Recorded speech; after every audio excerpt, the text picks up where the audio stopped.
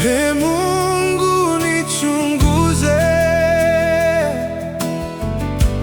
ujue moyo wangu.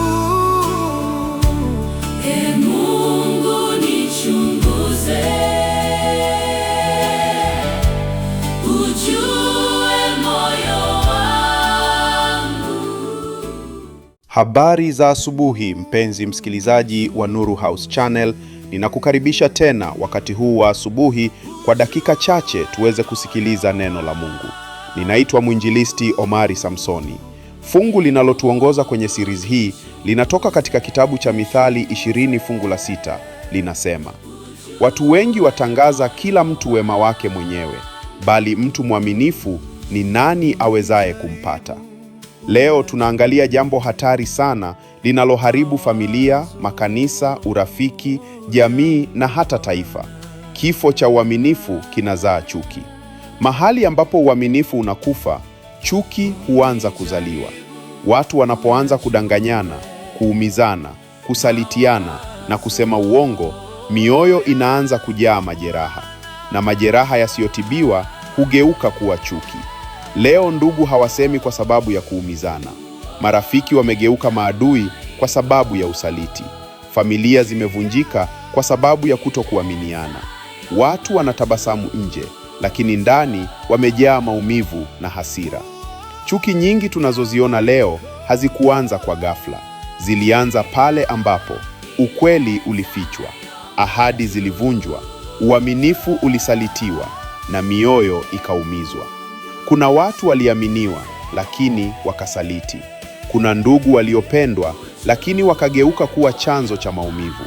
Kuna marafiki waliokuwa karibu sana lakini wakaharibu maisha ya wenzao kwa siri. Na baada ya maumivu hayo, mioyo mingi imejaa hasira, kisasi, wivu, uchungu na chuki ya ndani. Leo watu hawawezi tena kuona mafanikio ya wengine. Wanaumia wakimwona mwingine akibarikiwa. Wanafurahia wenzao wanapoanguka. Kwa nini?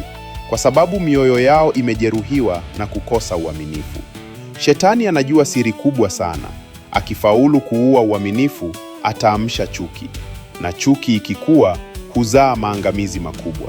Ndio maana leo tunaona ndugu kuuana, marafiki kusalitiana, familia kuvunjika, jamii kugawanyika, na watu kuishi bila amani kwa sababu mioyo mingi imejaa sumu ya chuki. Sikiliza vizuri. Chuki haiharibu tu mtu unayemchukia, inakuharibu wewe pia.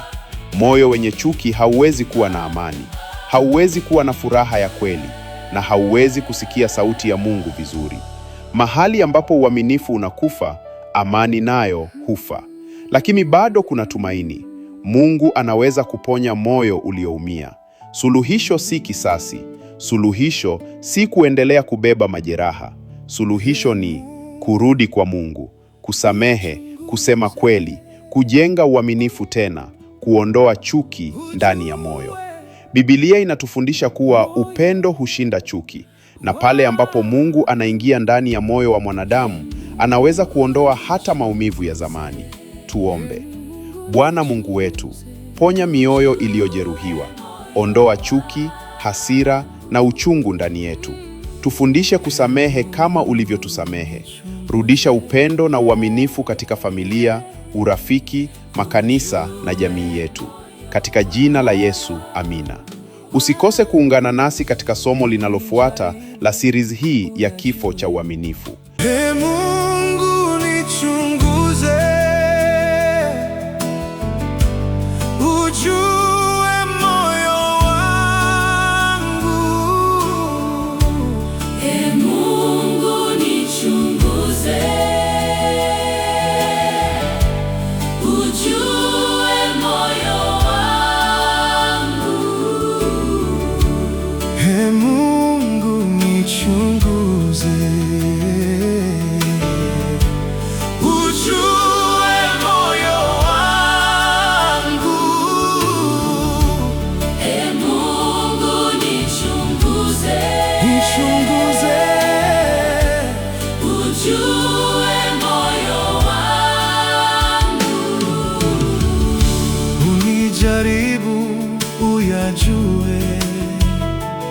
mawazo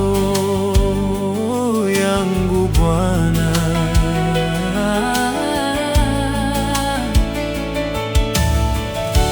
Unijaribu uyajue